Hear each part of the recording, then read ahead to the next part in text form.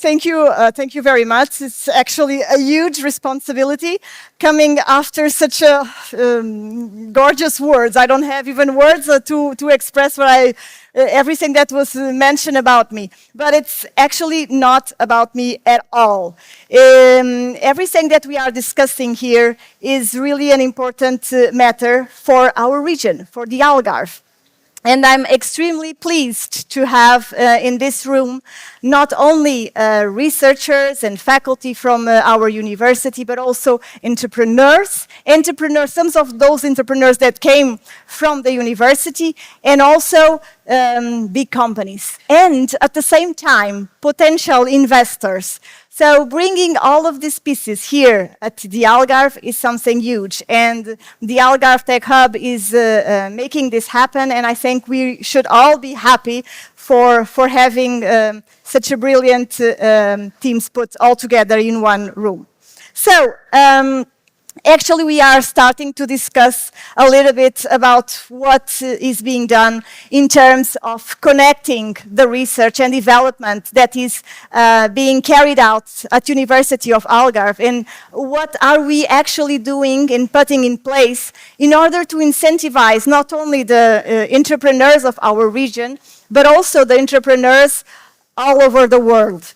So we have here, and I really would like you to be stimulated with everything that we are showing, because we will actually try to motivate and make that others will follow along with this perspective.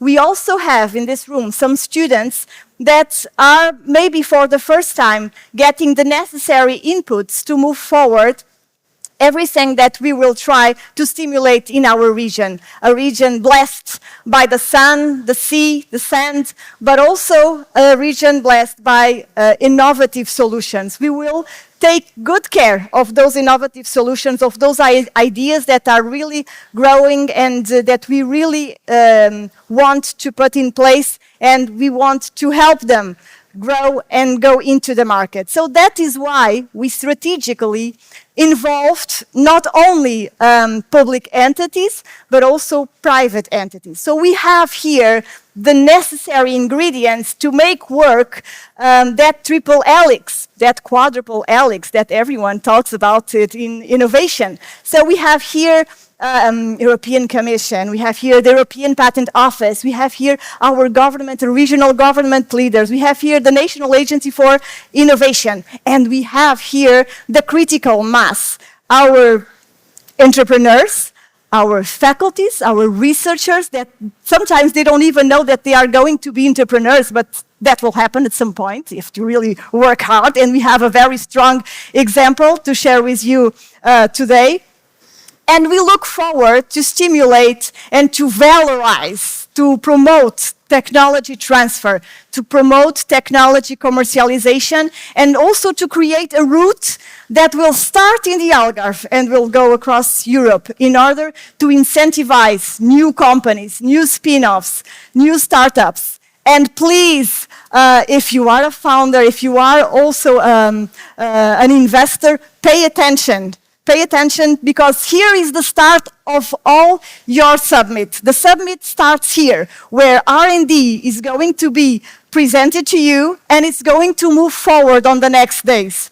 The Draghi report was already mentioned, and I will have to mention it again. Innovation and make Europe more competitive is something that is aligned with our vision, not only a vision within the University of Algarve and the vision of the Vice-Rectory for Technology Transfer, but also the vision of our university aligned with the perspective of Algarve Tech Hub. So this is why we presented you these inputs, these necessary inputs from the work that is being developed. Research, starting by research, R&D, trying to be innovative, give new ideas, new solutions, but also trying to define strategies. Strategies that can be aligned, for example, by the EPO, that will help us if we will have a patent. But if we don't have a patent, like the Algarve University, sometimes we are not mentioned on those reports because we have few patents. But those numbers are related because we are also defining a strategy that is based mostly on entrepreneurial activities, supporting spin-offs, supporting startups, creating this ecosystem that sometimes is not totally aligned with patents, also because patents are expensive, but at some point, we don't want patents in our shelves. We will want to have patents if they are able to be commercialized and put on the market. And because of that, we have here some interesting spin-offs and companies that will share a little bit of that experience. For this reason, I will start asking to come to the stage two of the elements that you already know. Ioannis from the European Commission, that will help us to understand a little bit about how the European Union is shaping the policies in terms of how can they be more supportive in our activities related with the transfer of knowledge and of innovation. Also from the European Patent Office, we will have here again Sandro to share with us a little bit of their inputs when we really need to have the European Patent Office helping us and being aligned in our destinies and in our strategies to put our technologies in the market. And now the real stars from the moment. We will have Joaquim Cabral Teixeira, which is board advisor at the Champalimaud Foundation. So, Joaquim, thank you very much. He has a huge expertise in intellectual property and knowledge transfer, and he serves actually as advisor at the board at the Champalimaud Foundation for Research and Innovation, focusing on research and development strategies within the organization. So it's all about strategy, even at the Champalimaud Foundation. So, and now we will have someone that is leading an R&D division of a company that is actually established within our WalkTech campus, within our accelerator, the accelerator of the University of Algarve. So we have here with us Sílvia Metrogos, which is the head for the local delivery center, LDC, in Faro at Eviden. Actually, she was born and raised in Albufeira, so I think she has to be also honored by that. She's a local that is in one of the more reputed companies in the region. The ones that I really would like you to pay attention also, they are all very interesting, but here we have an example from someone that is coming from the academia and that is actually taking the lead, and she's taking the lead on moving forward with her idea, with her technology. We have Ana-Teresa Maia. She's a PhD in human genetics and executive MBA and CEO of and co-founder of ExpressTEC, a spin-off from the University of Algarve. So she holds a huge experience, but now the floor will be given to them. So please, an applause to all of this excellent panel that we will have here.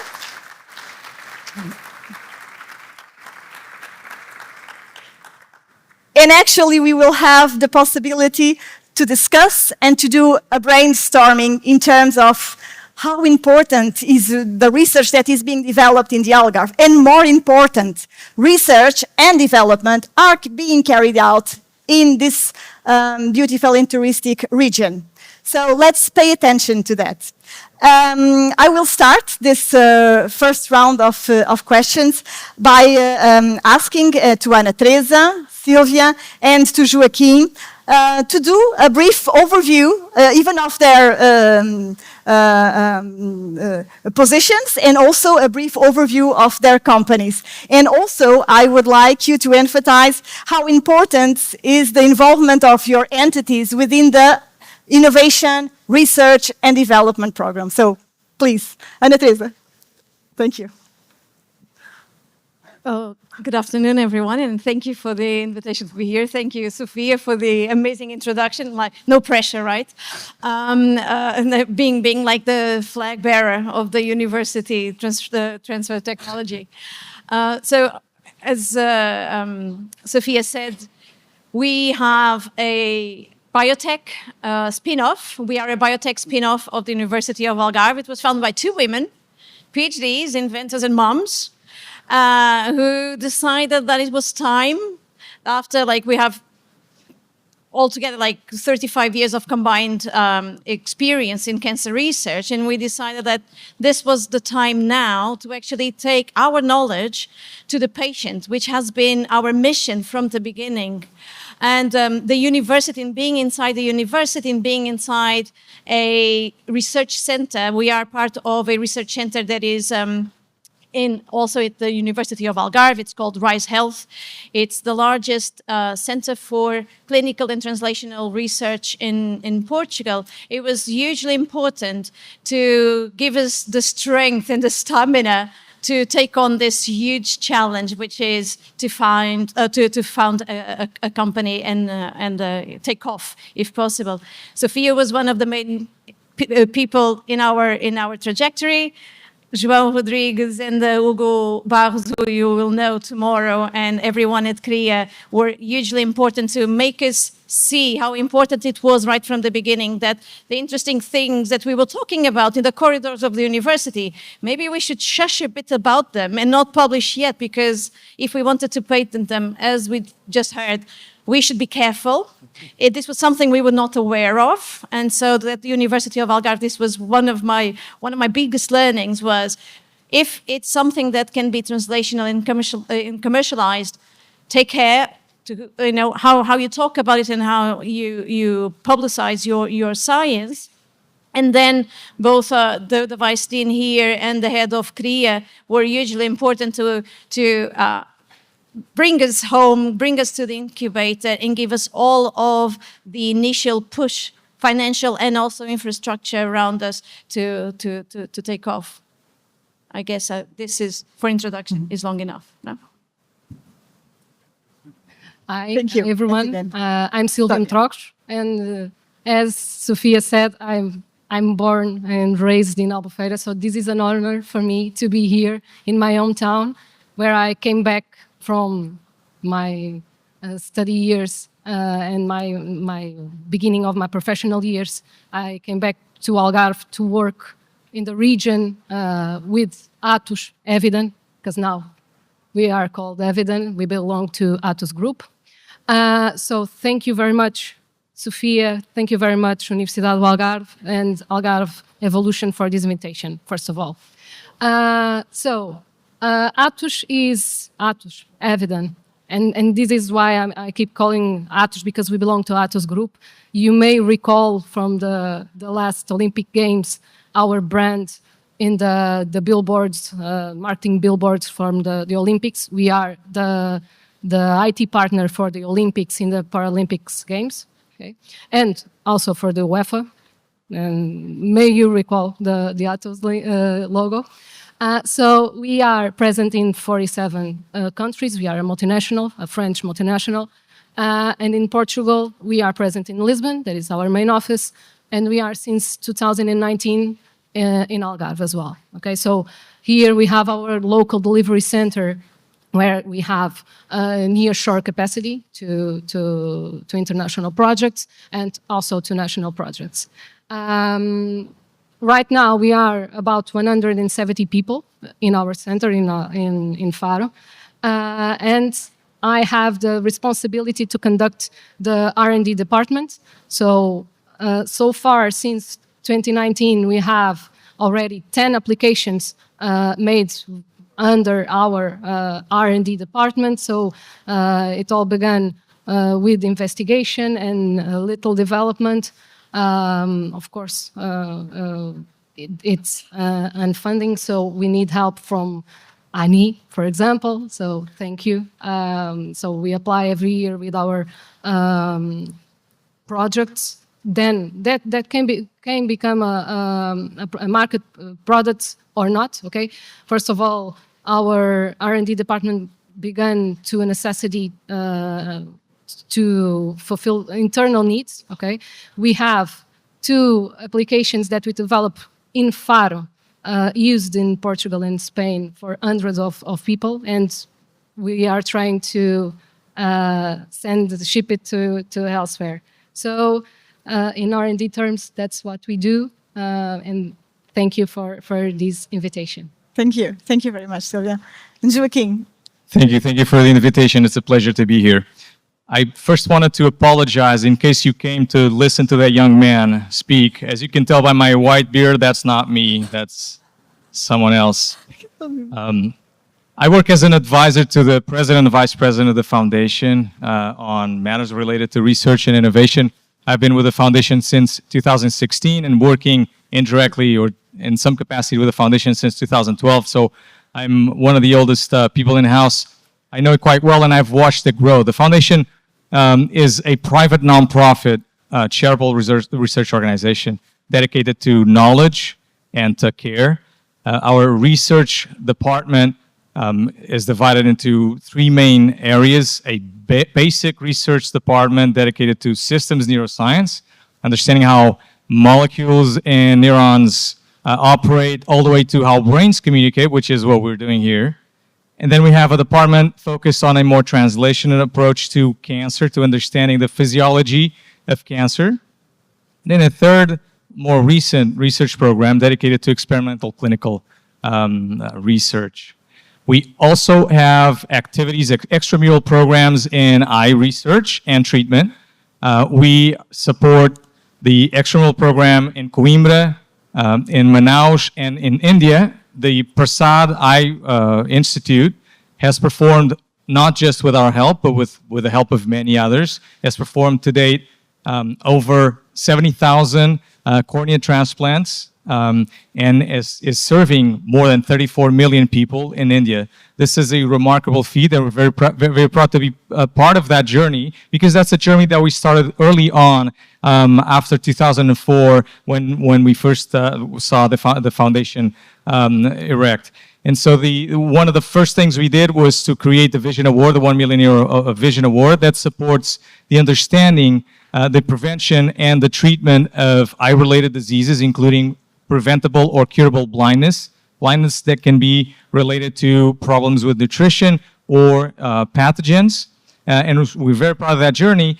And in the oncology department, in treating patients with cancer, we mostly focus on breast cancer, prostate cancer, lung cancer, colorectal, GI tract cancers, gynecological cancers. And recently, you might have seen it on the news, we have built as far as we know, the first research and treatment center dedicated to pancreatic cancer.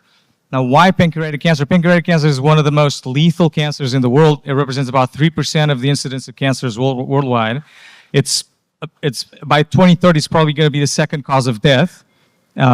It's very low treatment success, a resectable rate. The resectable meaning if you can remove the tumor surgically, and that happens in about 15 to 20% of cases, you have a 5-year survival rate of 25 to 30%. But if it's not resectable and it's metastasized and spread throughout the body, that chance of survival after the first years drops to anywhere between 3 and 10%. So this was a big bet on a difficult-to-treat cancer among other difficult-to-treat cancers. It was a big bet by the foundation with the support of the Botão Carasso family.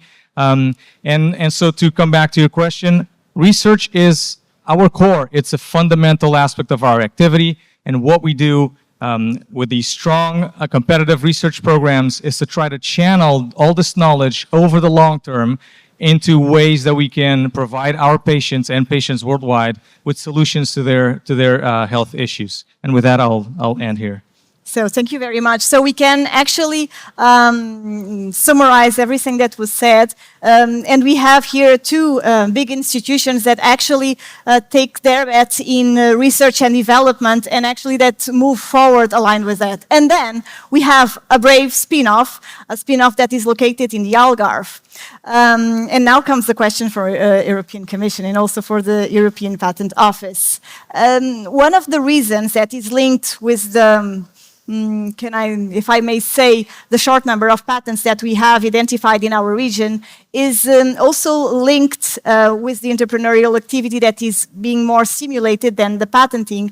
Also because we don't have such an easy access, as we was actually mentioning with the National Agency for Innovation, to funds. to funds that could be available to help patenting in technologies that are ready to sometimes to go to market. But we don't want to lose the chance on those technologies, and that's the effort that the University of Algarve does, moving forward and sometimes taking the risk, and let's see what's going to happen, even if those funds are not so easy to attract. So what, in your opinion, could be more stimulated or added from the European Commission or from the EPO to, for example, to foster the patenting or to foster the knowledge protection in a first level for these kinds of entities or new ideas or new products or solutions?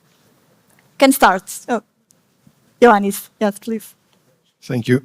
So I have the impression that we have to ask Anna exactly what were the problems she faced in order to see whether in every step of the way or in every obstacle she faced, there was something that Commission could have done or established somewhere that was not available or accessible at that moment. And that's the first way to address it and see what, because there are a lot of tools available. That's true. There's a lot of funding available, but sometimes either access to this funding or the rules for participation and the bureaucracy around it could be such that discourages the people, or simply it is not known or it's not transmitted in certain ways, simply because, hi. New inventor. Our next innovator. Simply because when it comes to education, research, and innovation, for example, the Commission does not have the competence that the national state has. So it is the national policies that will decide how these things will be just given directly to how this support. So we are blessed with this appearance. This means the future, an innovative solution that we can actually have here on board. This also shows how brave new generations are. So thank you, Ioannis. So just I wanted to summarize a couple of things. First, when it comes to researchers, I think that just by establishing the biggest publicly funded program in Europe, like Horizon Europe, Horizon 2020 before, and all these 40 years of research and innovation funding programs, I think by itself is one great help to all researchers that want to do the next step. Subsequently, every project, every concept. Well, Okay, where's the mother or the father? No. Are they okay? Are they okay? Caring. Okay, good. Just to know. If she's happy here, we are happy to having her. There's no problem. No, that's fine. She's very brave. I hope she will be a strong entrepreneur. She doesn't want. Okay. So Please come back tomorrow. innovation. This is innovation. We are all aligned. Great. So I'm sorry, Ioannis. no, it's really pleasant. So Networking. The Absolutely. next question. She's aligned with the next question. absolutely, So let's move all of this on. will be passive knowledge. At some point in her life, it will come up and say. It will. So first, I will say that the framework programs for research and innovation by themselves are a great help. And I think that this has been matched up by national programs also. On top of that, you have dedicated services and supports. And just the creation of instruments like the European Innovation Council, for example, that takes everything from the early start to the maturity and transition level up to the accelerator that can take you to the market, I think it's a breakthrough. And also the way that this works now with a dedicated fund, it is really something that can, of course, it is not enough for whole Europe. We're talking about a success rate, which is pretty much, it started at 18%, which is okay, and now exactly. So But the idea of their schemes like proof of concept grants, small business planning, or help to define your own commercialization plan, and then some top-up funds, all of this exists. Now, what we need to do more, we need to be more focused, and we need to concentrate that into a single instrument, because it is not in the benefit of the researchers to know all this menu. It's like going to a restaurant and you say a menu of things and say, okay, which dish shall I take? You need somebody to help you and facilitate this process. Technology transfer offices can do that very well, but I think we need to do the step from our side to consolidate. Thank you. Thank you very much for your perspective, Ioannis. Sandro, and from the European Patent Office, what ideas could you bring us and put together? So the European Patent Office deals with this instrument called patents, but we see patents as a fulcrum for which we can leverage innovation, just one fulcrum, but with a great potential. So at a very high level, I must say that with the DG RTD, there was just last month a letter of intent signed in which we are going to cooperate more in the area of Ioannis, having to do with knowledge valorization. So this gives you already a path ahead that will be sustained common effort, especially with a view to SMEs and startups. So for SMEs, as of April this year, just before my arrival to the EPO, there was this cut in the fees. There are many components in the fees. They are expensive. There was this cut especially directed to SMEs, so that we encourage more plural take-up of patents. And patents are very important, especially to signal to investors that they can be on board, because they will ask you, do you have it or not? Oh, no, it's pending. So this is important, also having in mind the investors. So investors today, they can look to the Deep Tech Finder, the DTF, and they have this screen in which they have a multitude of startup companies, and they will have this layer of structured information that is helping to fulfill the idea of the many reports you mentioned telling everybody what to do, right? So the letter report stressed the idea of the fifth freedom of knowledge circulation and also of the capital markets. So this effort is already helping those entities that are smaller, but they have the greatest potential for transforming the economic structure in Europe. Okay, thank you. And this really leads us to Ana-Teresa. I will have to ask Ana-Teresa, in terms of your IP strategy, now we are all curious and we want to know what really happened. So you were doing your research, very happy, in your lab, at the university, and at some point, what happened? Please, can you share with us? So you want me to share the story of what happened, or? Yes. Actually, I forgot. And the problems after. My co-founder would be very disappointed. I forgot to say what we do in our company. So as Joaquim was saying, majority of tumors, no matter what type, are actually very difficult to treat. And most patients don't respond to the first treatment that they are offered. So what we do at ExpressTEC is we are innovating in terms of how medics and all healthcare will decide which is the best treatment for each patient, taking personalized medicine to the next level by combining RNA technology with AI. And so MedTech, this is, it's very expensive to get here. So we actually did this research. It started like first time I saw a result was 2004. and I was at the University of Cambridge the first time I saw something that led me to this idea.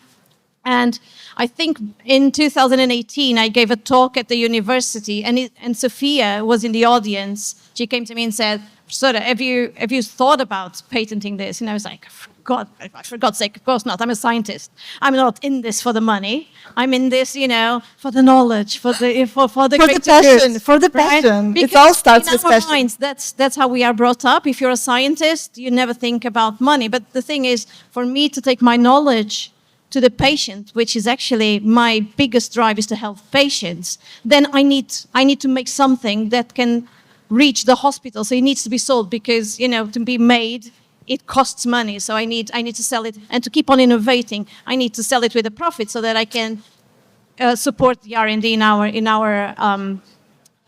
our lab. So they promoted the patent. Of course, the university was the owner of the patent, and we were the inventors. Then they signed us up, as Elena Costa just said before. They signed us up they gave us 24 hours to come up with a business idea and a test, and the name for the test, and the name for the company, to apply for Born from Knowledge Ideas, which is this amazing program from the National Agency of Innovation to actually take ideas from the university into like a business plan, and to tell us what a business plan is. We had never thought about it. We loved the immersion program, in which they showed us what a pitch was, what a market analysis and the business plan was. We loved it. And we won the healthcare and the health and well-being category. And from then on, also Ani has been one of our major supporters, basically putting us in front of investors, taking us to events, putting us on networks where we can learn more, and taking us to accelerated programs as well. So we also won the InnovID program, also promoted by Ani, and that's how we got also our first investor. That, for example, was crucial to allow me to dedicate myself full-time to the company, which has made a huge difference. So I'm on an unpaid leave from the university, still connected to the university. I usually say I left, but I stayed in, because we're still at the incubator in the same campus. But it was hugely important, for example, to support and propel the growth of the company, I guess. Okay, thank you. Yes, it's the perspective from knowledge to the market. And Ana-Teresa is an example where she was actually passing all that long path from research and after to identifying financing opportunities till the moment she decides to become a real entrepreneur and create a company. Thank you for sharing that, Ana-Teresa. Now I would like to hear Joaquim in the following regarding also the IP strategy that Champalimaud is trying to follow, and being such a leader a world leader actually on these kinds of sciences. How are you going, and how are you strategically approaching not only other partners but also business opportunities, and how do you envision everything in order to promote and create awareness and deliver healthcare to your clients, please? Thank you for the question. The IP allows us to protect and then to scale up, and thank you for flipping my pages for me. But it's patenting is an option in the strategy. It shouldn't be the end to the strategy.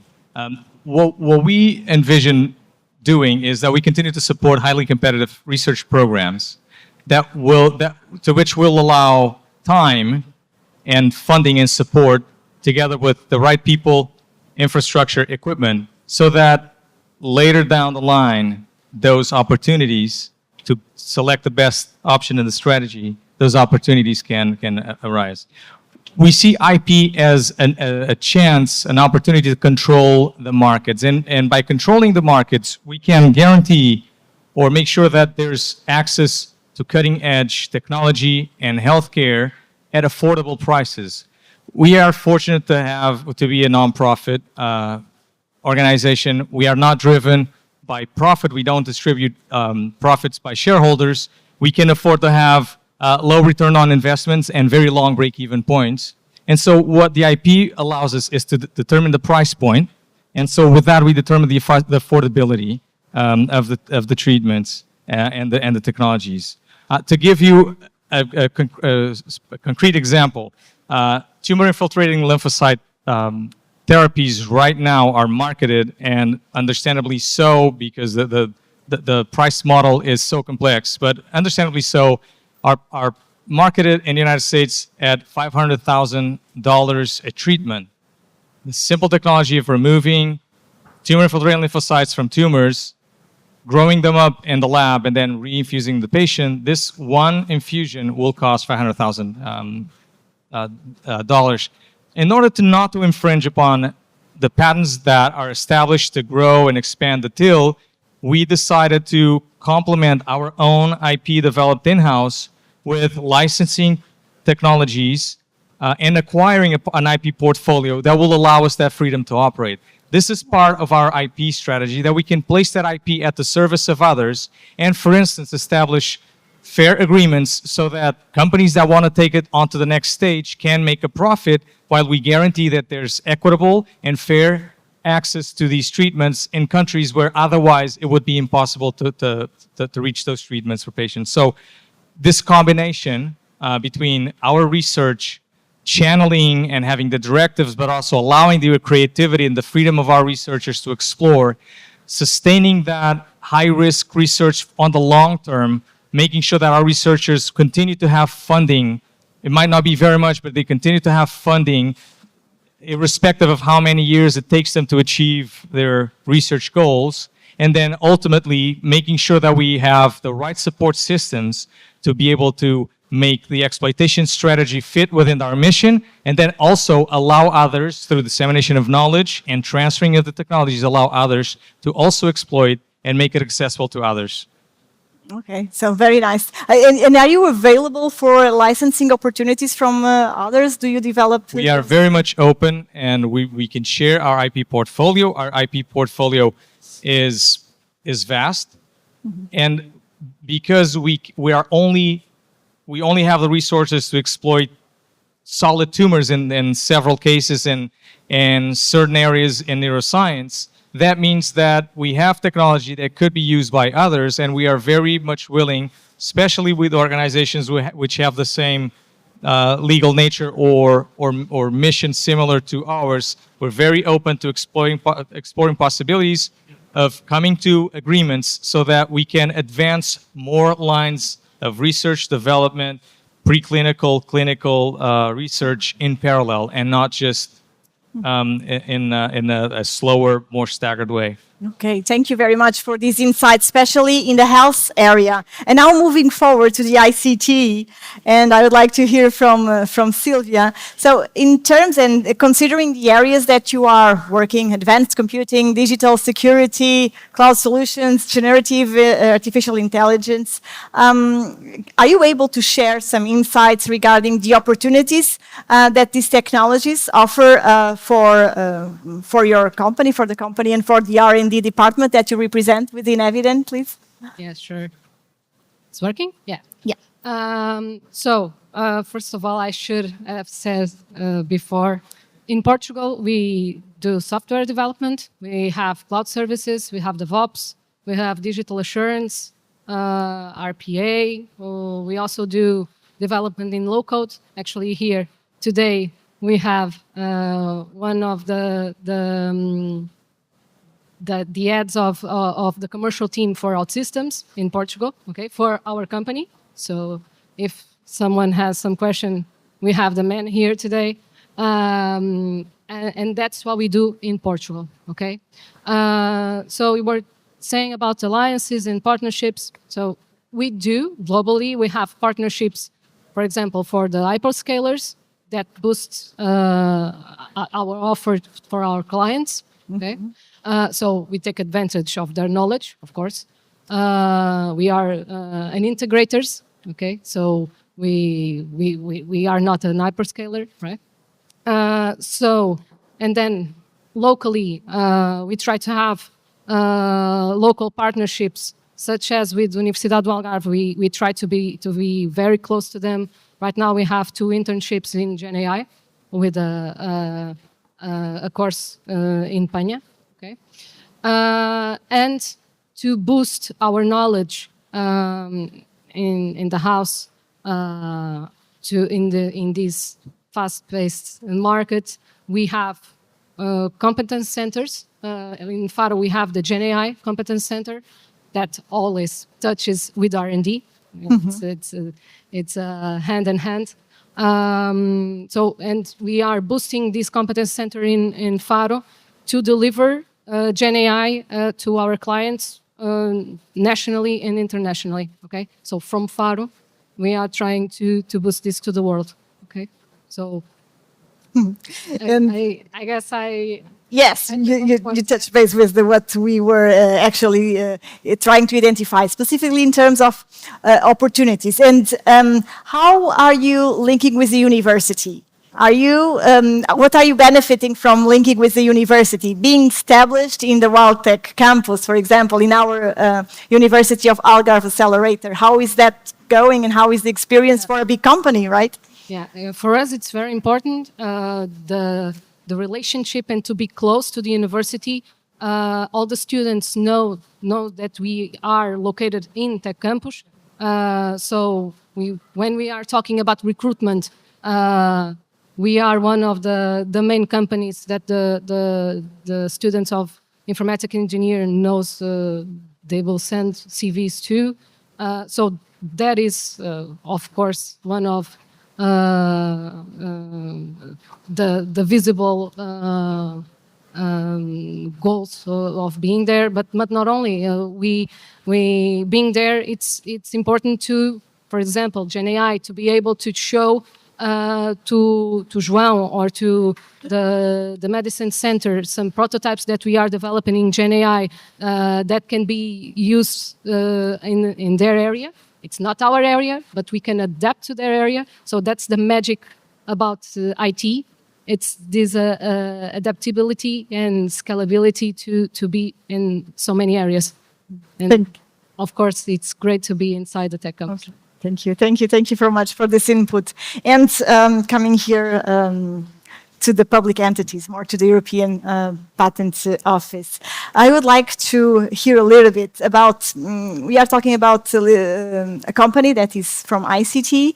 In these terms, and considering that we are here with potential new inventions, with artificial intelligence, the metaverse, all of these words that are being put in place, and in a very strong and highly competitive market, how is the EPO thinking, or is the EPO redesigning any kind of concepts in terms of helping the companies leverage their IP strategies in this order, having these new tools and using these new tools? Are the IP protection landscape going to be changed? What is your insight in terms of that? Well, what we see more and more is that even in old fields, like the field of electrical grids, imagine, something that we are going to launch in December. So electrical grids, which has been something that has been raised by Draghi and also by Letta. What we have there is an infrastructure, heavy infrastructure, that is very important for the functioning of society, but also it's an entry point for specialized suppliers to contribute to the change in some nodes of the grid. Because the old, large industrial conglomerates, those ABBs, those Schneiders, those Siemens, those companies, they are bulky, they are strong, many times in the physical dimension. But for the smart dimension of grids, the small digital companies that, for instance, go into the network and help operators to do forecasting in real time of the stability of the network. So this is something that we see is happening. And we want to show that even in those technological landscapes that were dominated by the heavy hitters, we see in the electrical grid, we see in cancer, that you have new players acting more in symbiosis with the established players. So it's important for us to bring more SMEs and startups to the IP system. You can see that happening when the EPO lowers the fees, but you can also see that, Sofia, when we know that sometimes with cooperation comes, litigation, because the risk is always there. Yes. And litigation for a small company kills you. You don't have any ammunition to throw to the other side, but the EPO can help the smaller players to have access to new schemes, to connect them with lawyers and streamline the procedures so that the playing field is not so unbalanced against them. So this is going on, and I myself trace this policy attitude to the Portuguese experience at INPI, at the National Patent Office, when António Campinos, the president of the EPO, when he was president of the Portuguese office, he was always being very creative in cutting the fees and taking down barriers to the smaller players. So I can see a consistent attitude towards making the innovation field more plural and allow the smaller entities to break through. Because we have been told that innovation is the key to the recovery of the European continent, but for that you definitely need an ability for the smaller entities to become the next entities that will be the heavy hitters. Okay, thank you very much. Just a small question, the last question. I will not. I will try to be brief with this one. How important are partnerships? How important are partnerships with the academia? For example, for your company, for Eviden, for Champalimaud, do you often bring academia and researchers? How do you go along with this objective? And for Ioannis, how can European Union lower sometimes the regulatory boundaries, or sometimes even create some regulatory boundaries? And for everything that you have presented here to us, we are personally, I think I'm glad to see that the European Union is taking good care and is paying a lot of attention to the research that is being developed towards a valorization process. So your perspective on this, and please, how important networks and moving forward. You came from the academia, so you are just... I know. So for us, for example, one of the major things, and it has been pointed out before as well, is that the ownership of the patent has been very important. For example, now that we are raising our seed round, investors want to see the patent on our side and not on Algarve, on the University of Algarve side. So we are still the inventors. So for us, it was like we had a kind of a normal license. So we had to go back to the discussion room, for example, and that was also a very crucial point for us. It was to have a good partnership with the University of Algarve to reopen negotiation of the terms on our licensing contract to make us more attractive to investors. So for us, one of the major partnerships was that one. The other one, because ours is such a specific industry, was to actually get outstanding patent lawyers to help us, right? Because we submitted initially at the university the priority at the Portuguese office, but then once we wanted to submit to the EPO and also extend to all of the geographies where we wanted to launch, so we made a market analysis and we expanded it to the US, Canada, Brazil, and Japan as well. it was very important to have good patent lawyers knowing how to write the patent application specifically for our industry and to make it also appealing to the different types of patent offices, because here we have EPO, but I'm dealing with 5 different POs, the American, the Canadian, the Brazilian, and the Japanese as well. So it's those two were, for example, in terms of patenting, they were our most important partnerships. Thank you, Ana-Teresa.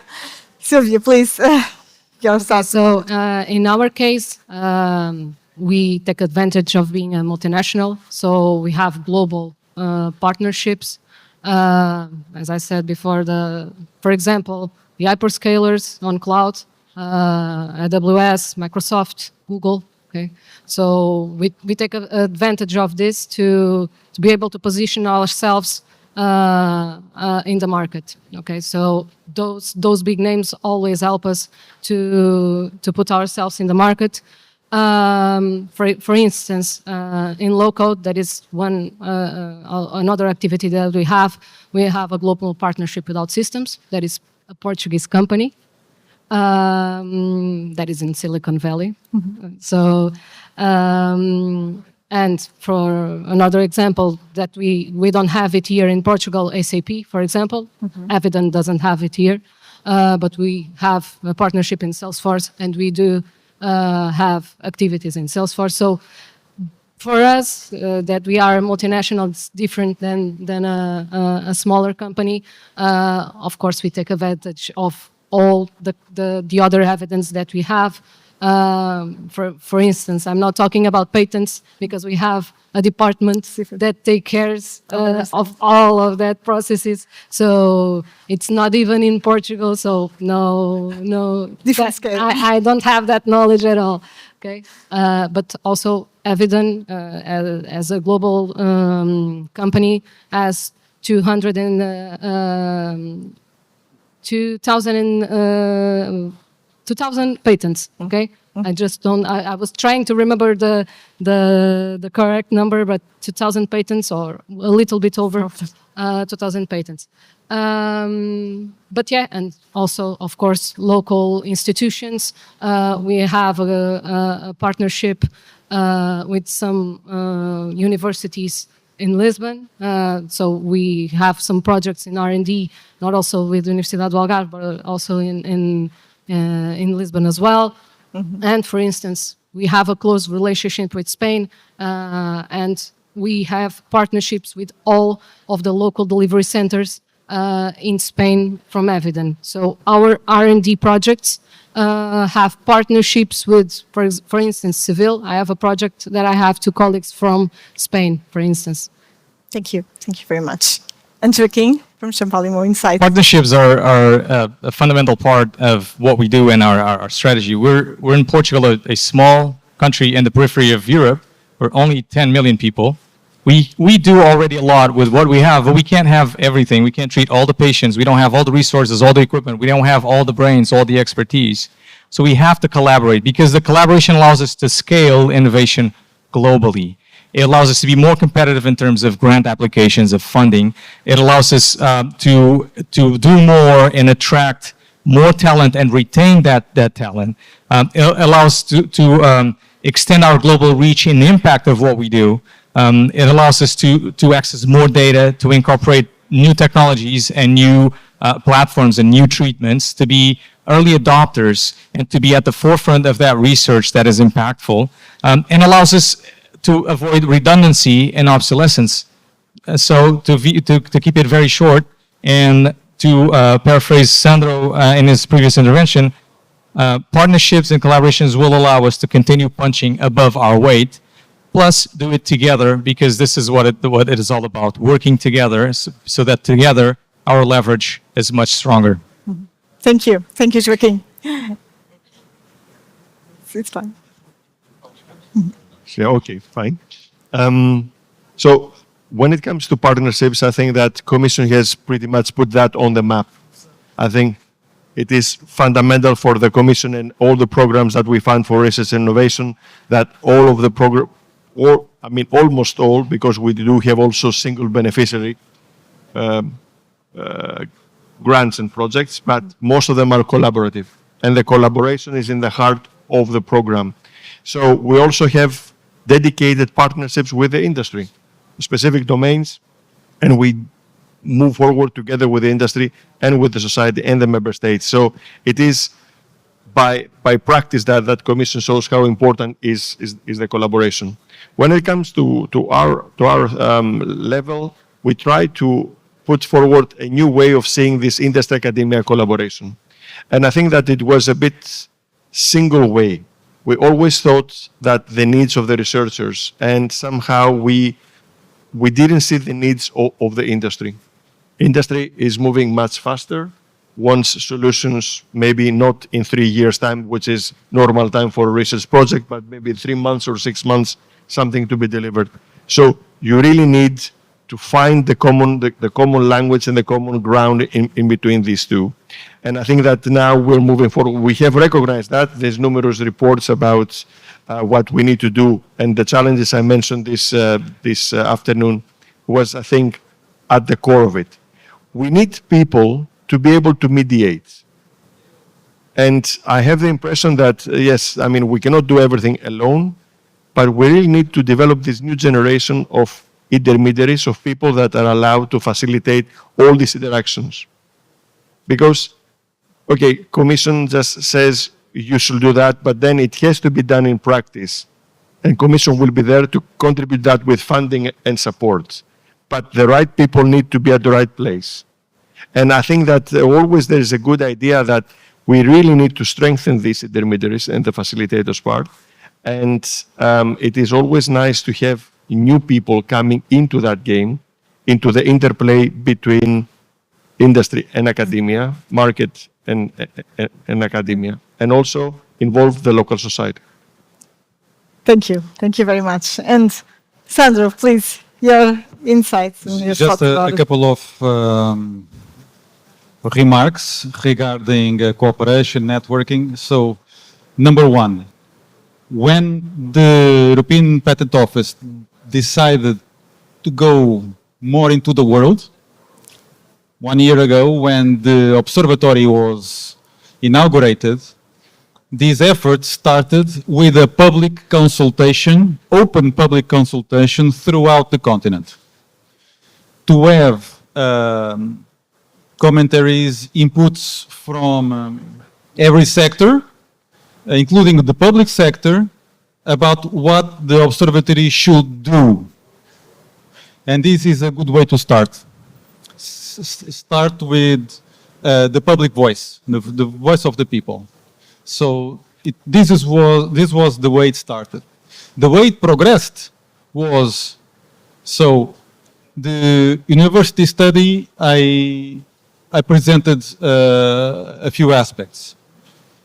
That project, or the GRIDS project, or a new project on cancer innovation that we will launch in February, all of these are supported in a network of cooperation with the national patent offices. Okay. Because it's very important for the patent offices to be engaged beyond their administrative duties. Because if they understand the technological trajectories, they will be able to anticipate the needs of the users of the system. And that makes these administrations more responsive, more permeable to the outside world. Otherwise, they will just spend their lives stamping property rights.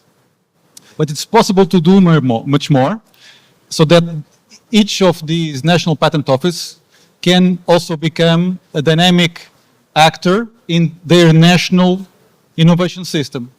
So I think that we are doing this invisible work, but with long-term consequence. Okay, thank you. Thank you. Thank you very much. I really would like to thank you for your brilliant perspectives, for the contribute that you are giving to all of us in order to build opportunities, but also to facilitate facilitate awareness and to incentivize all of us, not only as members of this region, but also as members of the academia, as members of the spin-offs that are located within the campus of the university and also within our region, in order to incentivizes all of us to do more and better, and also to know where to find the important tools that can help all the entrepreneurs, all the researchers in this path, in the path that lead us from the idea to the market. I would like again to thank you very much, each one of you. I would really would like to thank also the commitment that the Vice Dean João Rodrigues and my colleague Ana Lucia had in putting together this session, and a big applause for all of you, for Algarve Evolution, for Algarve STP, and for the Algarve Tech Hub. Thank you. Thank you very much. Thank you.